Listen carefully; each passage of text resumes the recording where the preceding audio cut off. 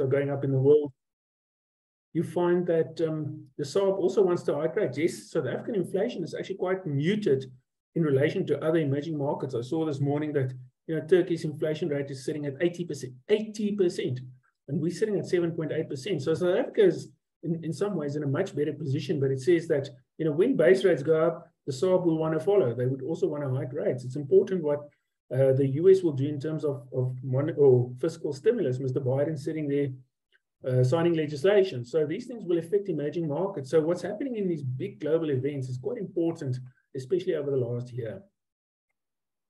So let's start with the Fed. So what is the Fed going to do? Well, the Fed's going to hike rates. They sat on their hands too long. They should have hiked in the middle of 2021. They didn't. Inflation shot up 8.5% in the US, 9% in Europe. We'll get there. And they said, no, it's only transitory. Remember the transitory language? Now the transitory language is gone. They're all very hawkish, and they've kept on hiking. Now the last hike, I think, was in July, was around 75 basis points, and probably they have another meeting in 2 weeks' time, and they'll probably hike by another 75 basis points, and they'll probably do either another 50 or 75 basis points at the November meeting. So definitely another 125 to 150 basis points of rate hikes even this year from the Fed. But what you're seeing is these graphs are doing V's, right? Inverted V's. It says the market is starting to price that the Fed will hike rates probably until the end of this year, maybe January 2023. But that window of opportunity is closing on them because the economy is stalling. The consumers are feeling the pain. As I said many times before, remember, most consumers in the world are not triple taxed. If you think that food prices are going up, fuel prices are going up, and now interest rates are going up. And then in South Africa, we've got the added benefit of load shedding, so we've got quadrupling tax, but leave that aside. I think what's important is that in this V, it says the market now, by the middle of next year, the blue line at the bottom, the Fed's going to cut rates, believe it or not. I think, we sound like madmen, but, we stood on various forums saying that, look, the Fed will hike in 2022, and it's still going to be a bumpy ride for the next 4, 5, 6 months. But when we get into the middle of 2023, the Fed will probably be forced to cut rates. And that may be true for the SARB as well, that I think the economies are slowing faster than what the inflation is rising. And the bond markets are starting to tell the story. And I'll show you this. So this is the US yield curve, and the green line is the current yield curve. But what you are seeing is this hump in the front. What does it say? Now remember, in a yield curve is a term structure of interest rates. The further you go out, the higher the yield should be. You need to be compensated for time value of money, right? But in the US, not. The 10-year rate is below the 2-year rate. Can you believe it? So you're getting paid less by investing in the 10-year rate than in the 2-year rate. That's that red part on the graphs you see on the right-hand side, the 2-year versus the 10-year. The 2-year rate is above the 10-year rate. The 5-year rate is above the 10-year rate. Now, every time this has happened in the US history, it's not led to a recession. Not every inverted curve leads to a recession, but every time the US yield curve goes inverted, it does lead to a slowdown. Now, we don't know if that slowdown will lead to a recession or not, but the bond market is saying to you that the Fed is ultra hawkish, but remember, there's a consumer that's feeling a lot of pain out there.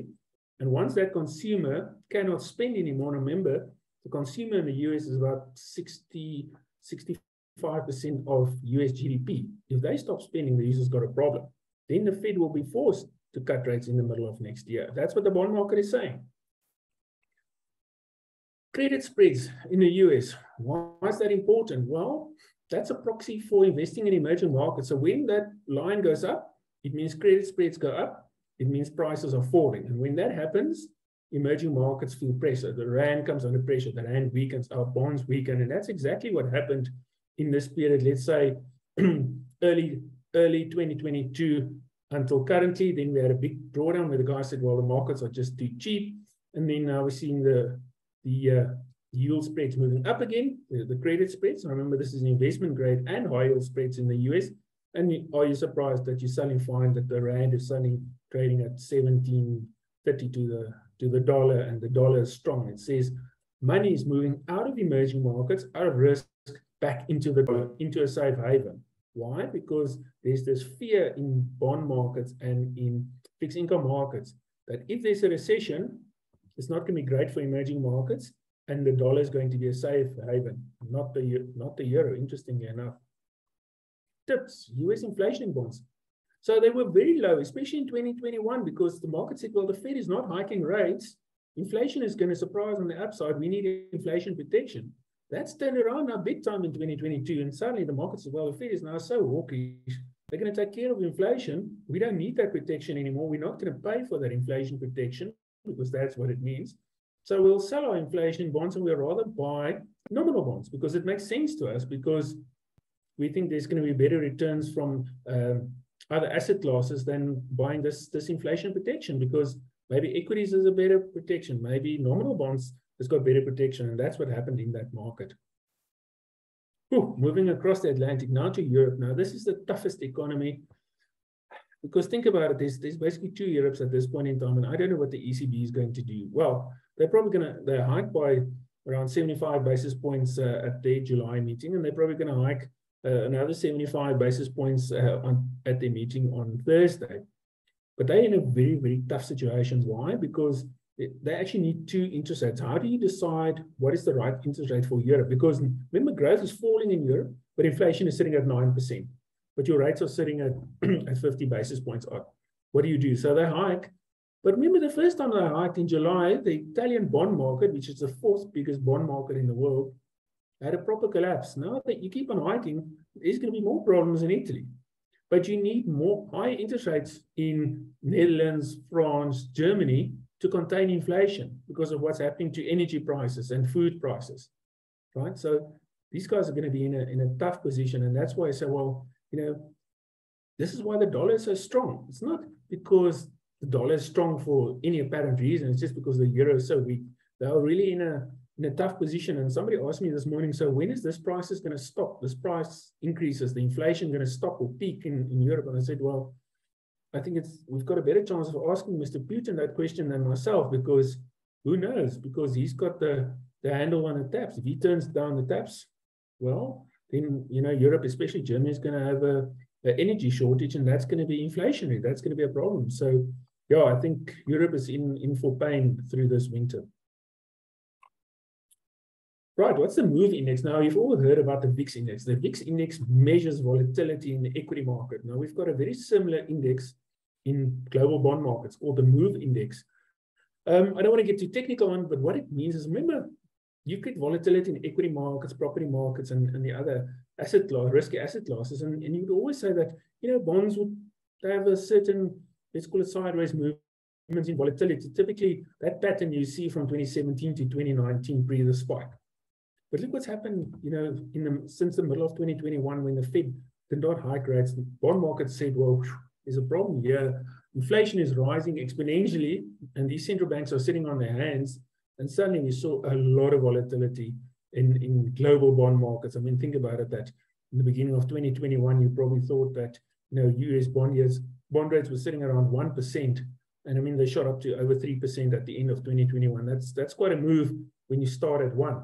I mean, even in South Africa, we started this year at 9%. We went up to 11.5%, and now we're back to around 10.80. So it shows you that there's a lot of price movement and a price volatility in the bond markets.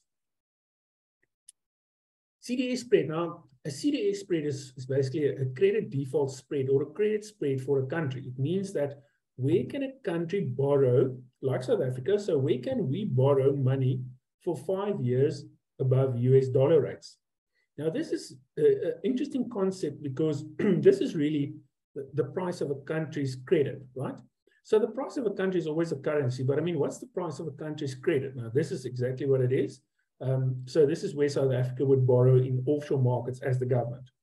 Earlier this year, I mean, the government borrowed in this 10-year space probably around 300 over. But, you know, typically this market is not just about the big ticket items when it moves risk on, risk off. It's also very country specific. And what we saw was quite interesting that especially when we had load shedding stage 6, the CDS spread moved more than the currency. It showed us that this market will really show you when you are not being well managed. So when you've got toxic politics and you've got bad Eskom and bad this and bad that, your CDS or your credit spread moves up. It's interesting because theoretically, the higher your credit rating, the lower your spread should be. That makes sense. So Brazil has got a lower credit rating than South Africa, meaning a higher CDS spread, and that is reversed now. So now, although Brazil has got a lower credit rating than South Africa, it also has a lower CDS spread. So it's very interesting, right? So South Africa has a better credit quality than Brazil, but we're paying a higher price. Why? Because of all the reasons that we know. So we are watching the CDS space because this tells us what the market thinks about South Africa outside of the Rand. The Rand's got a lot of volatility, but remember there's all sorts of other influence on the Rand. Your credit default spread is a very good indicator of the quality of the management of your country. Now, bond yields, we would not be surprised that bond yields all move up. Why? Because when inflation moves up and central banks move interest rates higher, nominal bonds should go up. I mean, that's what it is. So they fall in price when they move up. It just means they all moved up in unison.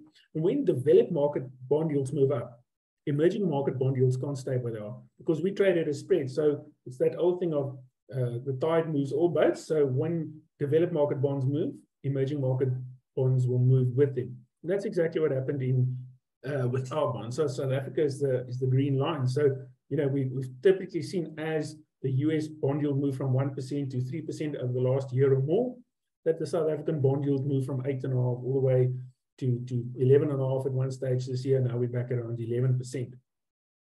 But it doesn't mean that our bonds aren't cheap and there's not value in our bonds. As we also think that there's value returning to the US bond market. So at some point, that tide moves. When you think about it, that tide has moved too far. At some point, we've got to buy some of these bonds, locking in some of the real yields. Now, South Africa is one of the few emerging markets that has a real yield. Think about it, that our inflation, the last print was 7.8, which we think is probably around the peak of inflation. And our bond yields are probably at 11%. So, getting more than 3% real in South Africa is very attractive. If you think there's other countries, as I said to you, like Turkey, right? Turkey's bond yields 10 or 11%, but inflation is 80. I don't know if they're ever going to see a real yield soon again. But it says to us that if you are looking for real yields above inflation, South Africa is one of the few places that you can actually find it in emerging markets. So once this flooding and volatility of the central banks go out of the market, which might only be at the end of the year, I think there'll be a good chase after South African bond yields, because we will have interesting real yields, because our bond yields might be like between 11 and 10.5, but inflation might fall to 6. So yes, then South African bond yields are going to look very attractive, but nobody's going to warn you that that's going to happen. So you need to be a little bit early on the trade, because once that rally starts, and it could be, we all come back from our holidays in December and Jan, and then suddenly this bond market rallies away from us, and that can happen. Okay, so that's the global environment. So it's not a pretty environment at this point in time for South Africa, but that's not to say that there's not opportunities in South Africa. And the money market is one of the opportunities that we think that's really come into its own, especially over the last quarter or more, where, remember, South African yields are much lower than inflation. Now we're seeing yields that's above inflation, and we'll show you. So, just talking about key market rates, what we call the repo rate and the JIBAR rates. Remember, a repo rate is set by the SARB. The JIBAR rate is set by the banking market at which level they're actually borrowing money in the market. And you can see there's still quite a gap between where the 1-year JIBAR is and where the repo rate is. And there's about, let's say, around 2.5%. So, the 1-year market still thinks that, the repo rate can still go up to 2.5%. We think that's just way overpriced. So yes, the repo rate is 5.5. In about 2 weeks' time, we'll probably see the SARB hike by another 75 basis points.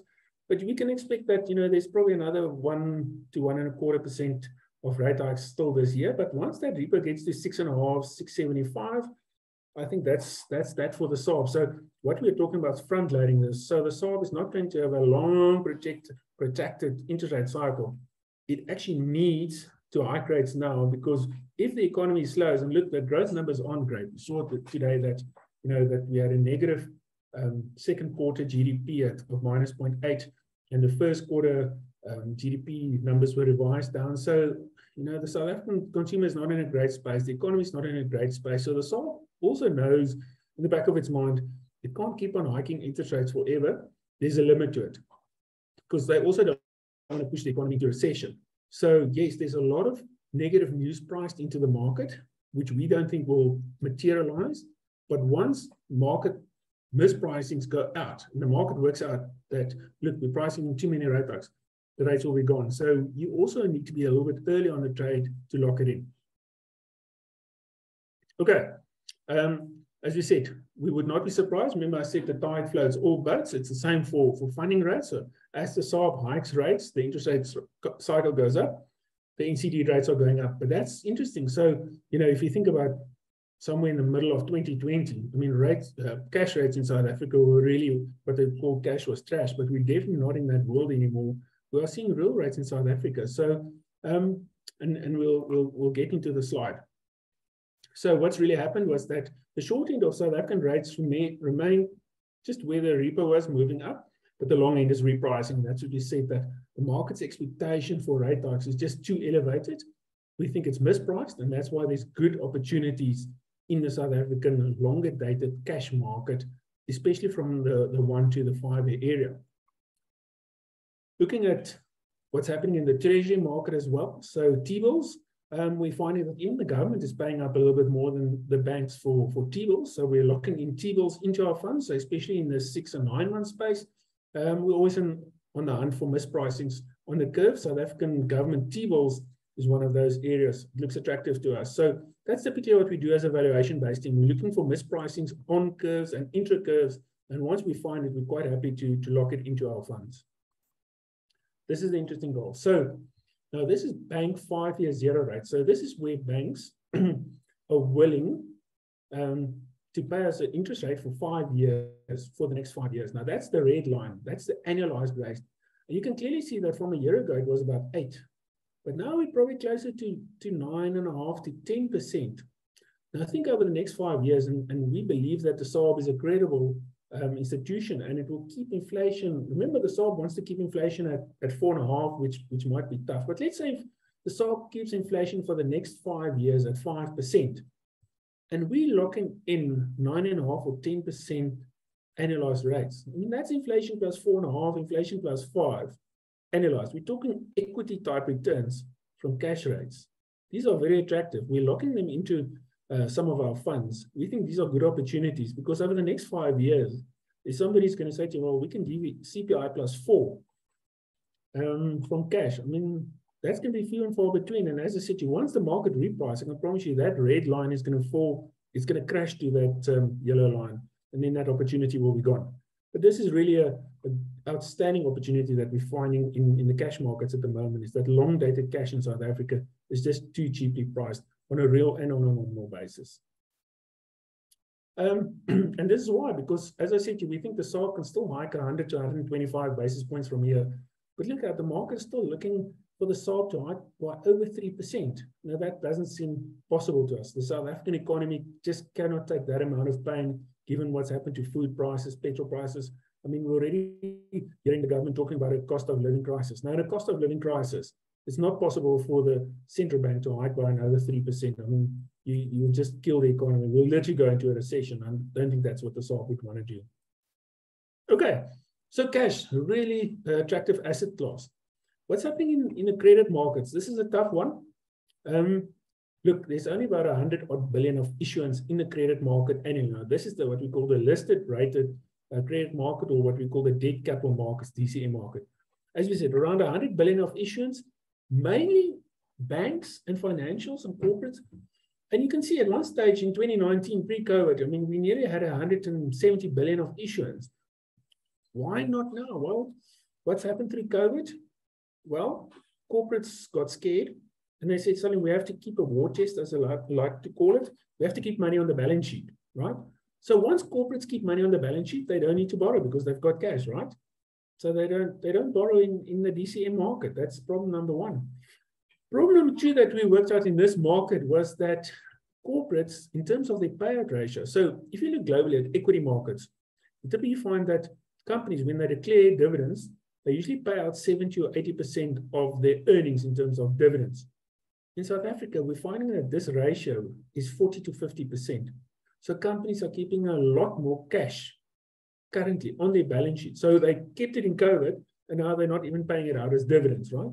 So there's a lot less of borrowings going on in the DCM market, but yet there's still a lot of investment funds looking for these assets. And we've got a total mismatch now between demand and supply in this market, meaning that prices are very high, yields are falling. So what this graph shows is this pink blocks that you see, that's typically the spreads, right? So that's the price or the basis point price that a corporate will borrow above the interbank rate. The blue dots is where they actually place the deal. And you can see all these blue dots are sitting at the bottom, meaning low spreads. Low spreads mean high prices. So corporates are really getting away with a very good deal. So the market is actually prime for corporates to come and borrow, but they don't because they sit with cash. And the ones that do borrow actually are getting cash for free. And that's why this is a problem in this market, and it's going to persist until we really get an economy that's really growing and firing, and the guys actually need a lot more cash for capex. Then we'll see spreads reprice, but not until then. So at the moment, price is not great in the credit market, so we are finding fewer opportunities in this market. And as you can clearly see, so when you look at the graph and the price goes from top to bottom, well, the yield, the price goes the other way. And you can see how these spreads have fallen over the last 2 years, and all in banks, right? You know, typically they would, 5-year senior would typically be 140, 150 over. Now they're doing it at 120 or 125. You know, the prices go up. It's not that attractive for us anymore. Even in their lower quality debt, which we call style 2. I mean, those used to be at 280, 300 over. Now it's talking 200, 220. It's not great. It means we are taking on more risk and we're not getting compensated for it. What's happened in the other sectors? Yeah, SOEs are a tough one because they can't issue, and the ones who want to issue, nobody really wants to take their paper, and I'm not surprised. I mean, that's probably what's happening in the industry, but even look what's happening to munis. Munis can't issue, but the paper is just repricing into the market. So yes, the guys who's got decent management, great balance sheets, they're issuing at all-time low spreads, and the guys who are not managing their business as well, they can't even issue, or their spreads are going up, and that's typically how a market should work. Okay, so that was the credit market. So what's happening in duration assets? So nominal bonds, our preferred asset class. Why? Because we've seen this repricing. We thought that, you know, in the beginning of the year when inflation was probably closer to 5 and the bond yield was at, the long bond yield was at 9%. Well, 4% real is attractive. We did not know that you know, what would happen in the Ukraine. So there was this big repricing of our bond yield. So as we said, our 10-year bond yield has gone all the way to 11.5, and now it's back to around 10.80. So we've had a big repricing in that middle to longer end, but the curve has flattened, and that's helped quite a bit. So that's helped some of the bond returns, but the fact that the whole basis shift has been painful on nominal bonds, given where inflation is. But the curve in South Africa is still very steep. If you think anywhere from the 2-year point to the call it the 15-year point.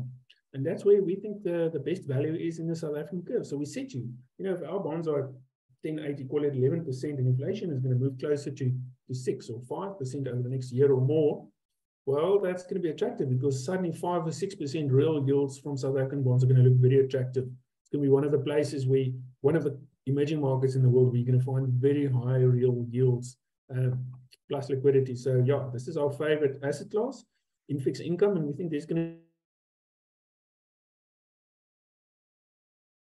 as we speak at the moment. What has been the big problem has been the foreign flow. So you would say, well, you know, why have our bonds sold off? Well, obviously because of inflation, high interest rate profile, but foreigners have got an issue at the moment that, you know, liquidity in emerging markets have dried up in a meaningful way.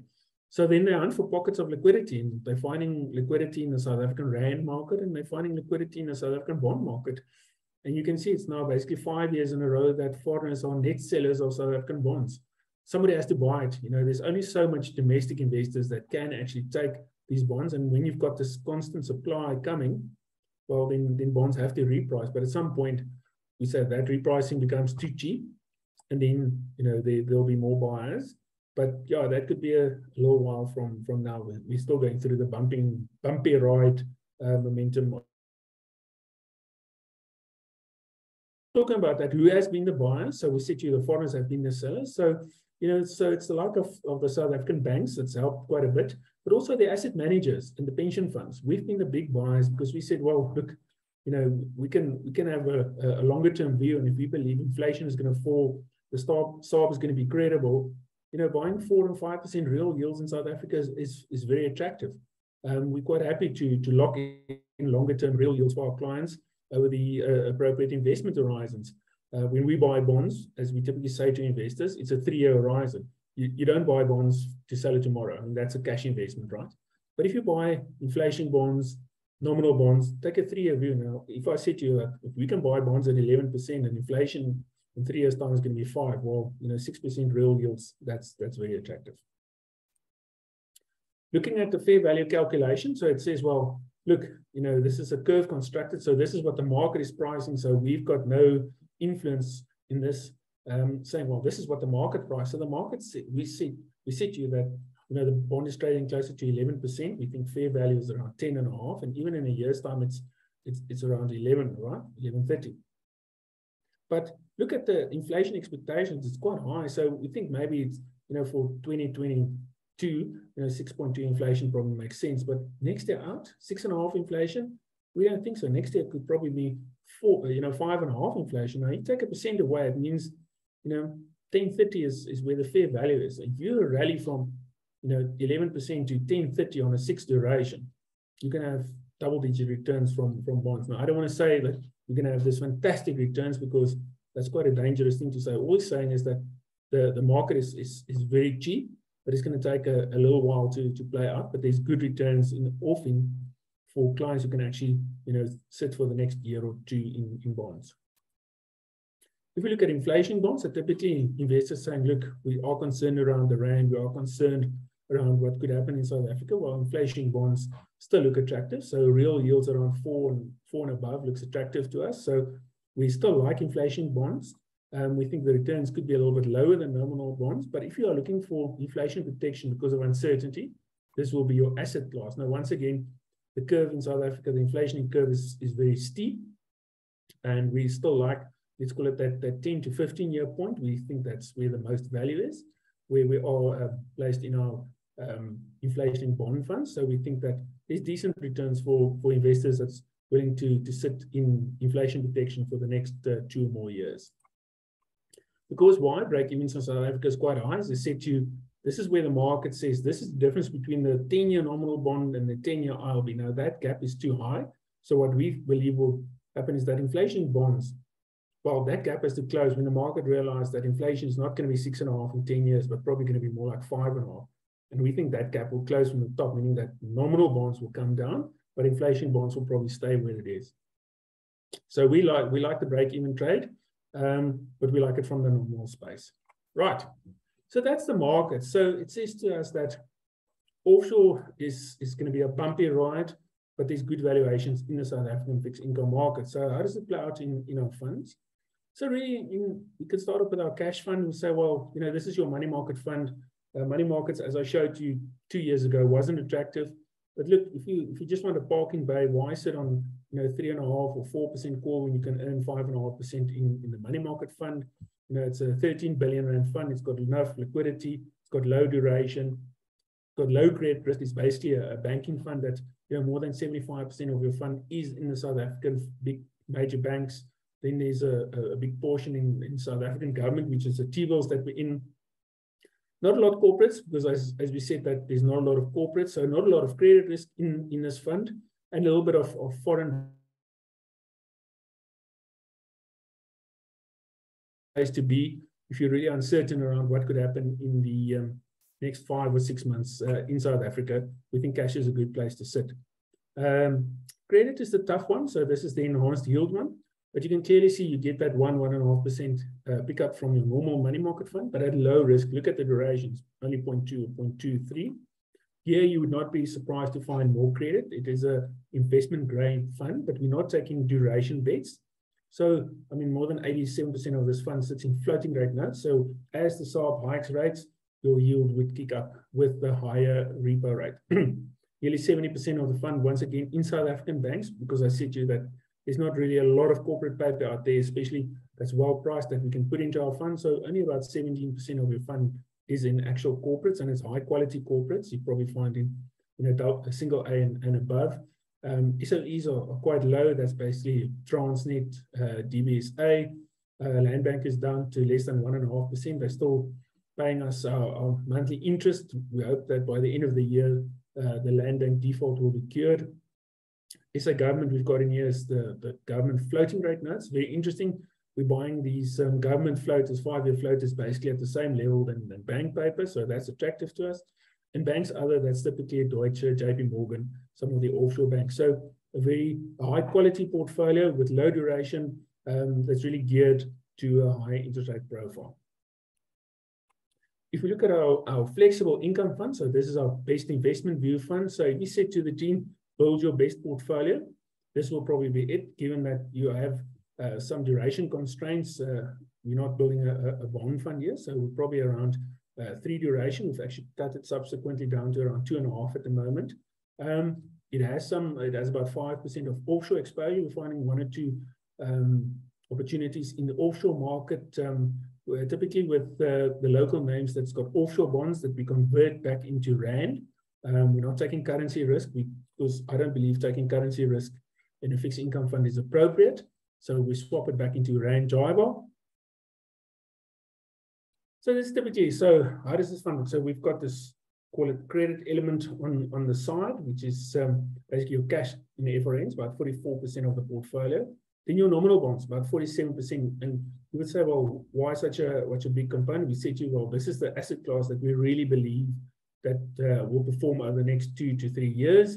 And we've got a few inflation bonds in there, especially in the shorter end of the inflation bond market, where we say, well, look, there's going to be a bit of inflation carry. We think there's a good opportunity. So yes, so this is typically a portfolio, our best view at this point in time.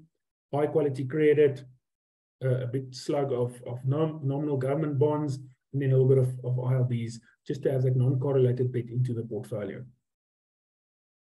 If we move into duration assets, so the bond fund would then be our asset class of choice. So we believe that over the next 2 to 3 years, this will be the best performing asset class and fund.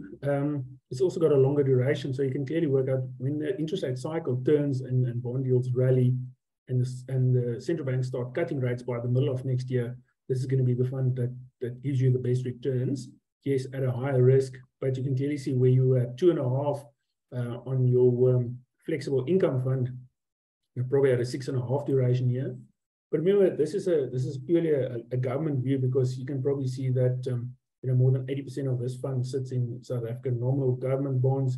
Got a little bit of ILBs in there, a little bit of swaps as a hedge position. We do have a little bit of high yield credit, well, higher yielding credit, not high yield credit, but high yielding credit into this fund. But yes, if you look at our fund on the graph on the right, you can clearly see we've got a strong bullet position. Let's say in 2032 bonds out to 2044 bonds. That's that sweet spot on the curve that I showed you, and that's where we believe that the most value in the nominal bond curve would be. If we move over to our ILB fund, so this is a fund that's looking for inflation protection, much higher duration. You can suddenly say, well, we talked about nominal bonds at 6.5. ILBs, because of the index nature of their coupons and their capital, sitting at a 9 duration, much higher durations, right? But it's more a protection strategy. So, 97% of this fund sits in the government ILB market. There's not a lot of corporate ILB issuers out there. And I said to you, look at that 10, 15 years space. That's typically here where we've got a strong bullet position that we think that over the next 2 to 3 years, when break-evens do close, it will really benefit this fund. We think that ILB curve will flatten. There'll be a carry element into ILBs, and that's where those returns will come from. But it's a little bit of it's a hedge strategy versus a pure valuation strategy when you talk about nominal bonds. So that's why we say, well, look, I think you need to have both in your portfolio. It's not just nominal bonds or ILBs. We think you need to have both in a multi-asset portfolio. Okay. So that's the fund. So we said to you, these are the assets that we like. These are the ones that we like less, and that's why our funds are positioned in a certain way. So, what does the returns look like? So if you just look at the indices, it's been a tough ride in nominal bonds. So you know, when you suddenly only have about 3 or 4% returns over the last year out of bonds, it's been a tough ride. Much better than, you know, we had much better returns from inflation bonds. You would not be surprised. So in a market where inflation shoots up, you will get the best returns from inflation in bonds. But that may not persist going forward, because you can work out as inflation unwinds, nominal bonds will outperform ILBs. So if we look at the returns, and you can look at the various returns, yeah, it's obviously ILBs have been the winner with in a long way. That, you know, the last 2 years you had more than 13% return from the ILB portfolio, less so from your normal bond portfolio, although, you know, over 9% over the last 2 or 3 years, and nearly 7.5% over the last 3 years. So it's decent returns. I think nominal yields have struggled because of what's happened to inflation. But remember, the converse will happen once inflation starts falling, probably early next year and into the middle of next year. Then these nominals will rally hard. So the one that's obviously has got a tough time is the flexible income fund, because you can work out that, you know, that Java is sitting at 5%, and maybe we're buying good quality credit, gives us, you know, let's say 1.5 over that, 6.5, but inflation is sitting at 7.8 and your benchmark is +2. So, you know, you're getting over 9%. You can clearly see that, you know, in over 1 year, I mean, the benchmark has done over 9%. It's just not possible to get those type of yields given the duration constraints that we have in our portfolio. So yeah, it's been a tough one, but we think that flexible will come into its own once that interest rate cycle then turns on us. Okay, so what can we expect from the market? So we said that inflation this year is probably going to be around 6.5. Next year, inflation is probably going to be more 5.5.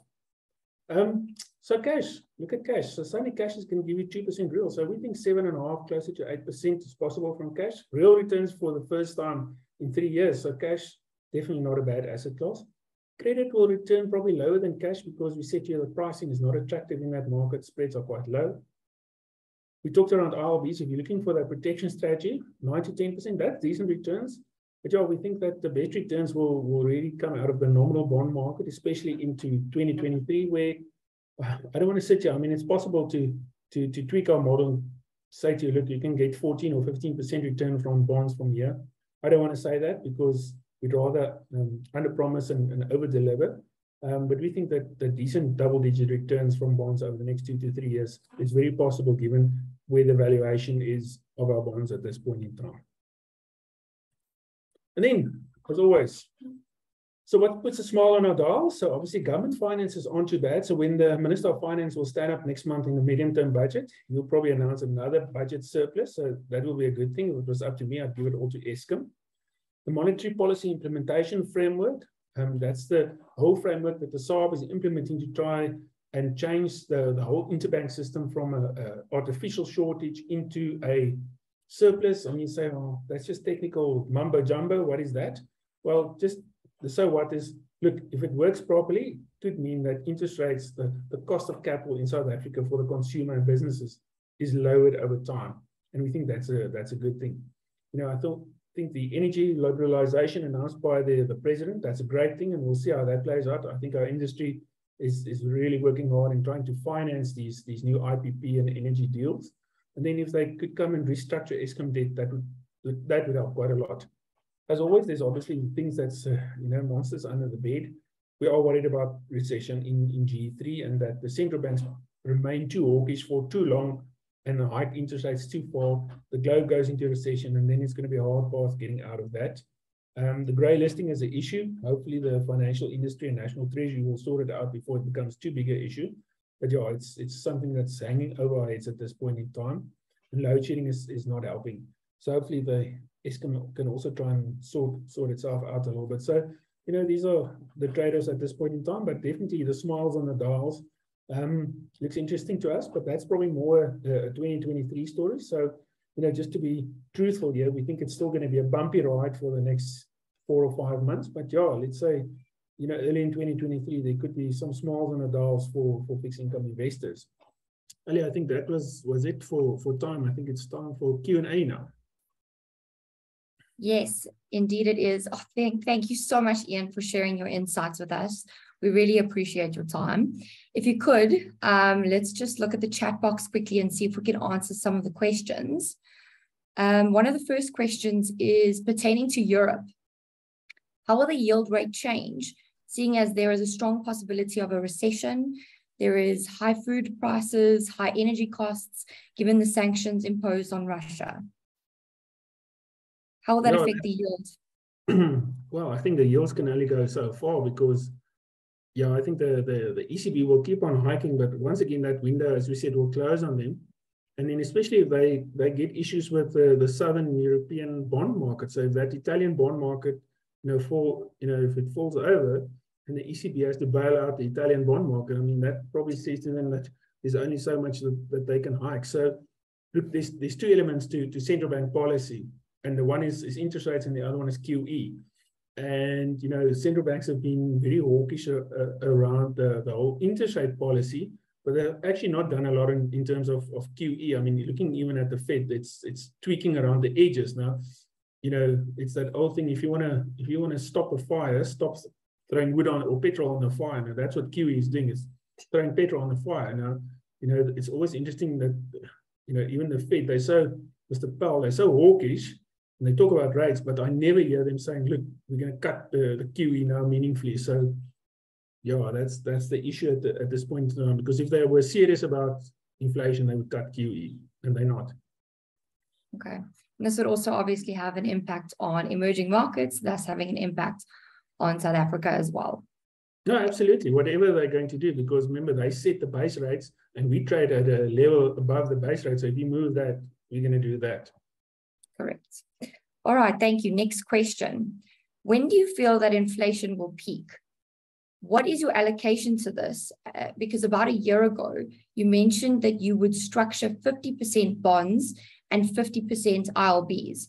What is your allocation view now? Yeah, no. Well, we saw it in Flex that we're probably around 50-50. I mean, we probably don't have enough ILBs. In hindsight, it's always easy to say we should have had more ILBs. It's not always in our shop window funds, but in some of the other funds that we run on a segregated basis, we're probably more around the 60-40 or 70-30. But how we structured now is probably more around 70% nominal bonds, 30% ILBs. Flex is a little bit different, but yeah, in asset allocation, if you say to me what to do now, so, well, what we are doing in some of our other funds is 70% nominals, 30% ILBs. Maybe not 50-50 anymore, because we think that, because the break-evens have widened, we think that nominals now look a lot more attractive than ILBs, and you can see it in our expected return. So we're not on the 50-50 anymore. So maybe a year ago, it was right to be 50-50, but we are cutting the ILB position now. And talking about the peak of inflation, I think we've probably seen the peak of inflation around 7.8, all things being equal. So we think that, inflation could probably now stay at 7.8, and then it's going to fall closer to 6% in the middle of next year, probably even a little bit lower. Fantastic. Yeah, and obviously also a year ago, your views on cash have certainly changed as well. We definitely don't longer believe that cash is 100% trash either. No, definitely not. That graph that I showed you, that if you can buy a 5-year bank zero at 5% real, 4.5% real, that is hugely attractive, right? So we think longer dated cash is very attractive, and we are looking at into the funds that can allocate to that asset class. We think there's good opportunities in that longer dated cash. It's definitely not trash anymore. It used to be, but it's not. Awesome. Thanks, Ian. The last question is actually a question that I'll address. It asks, is there a place to draw income and distribution figures for our funds? So I'll answer that. We do have an income distribution landing page on momentum.co.za. We have shared the link. And there's also a yield summary that is distributed weekly. So if you'd like to be on that distribution list, please just consult with your investment consultant, and they'll be sure to add you. So Ian, that's all the questions that we have today. Once again, I would just like to thank everybody for joining us this afternoon for the Momentum Investments local masterclass session. We look forward to hosting you at the next one next month. But in the meantime, please don't hesitate to get in touch with us for more information. I hope you all have a lovely afternoon further. Thanks again, Ian. Goodbye, everybody. Thank you.